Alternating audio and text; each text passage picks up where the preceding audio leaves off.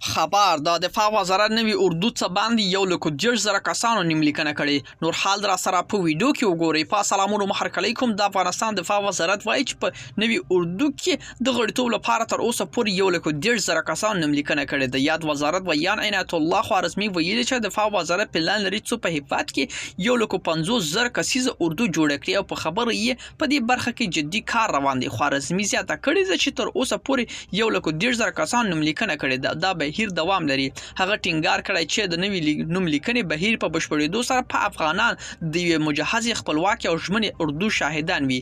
دفاع وزارت ویلي چې نوي اردو د یونیفورم په اړه تر اوسه وروستۍ پریکړه نه شوې او زیاتوي چې دا چارې به وخت ونیسي.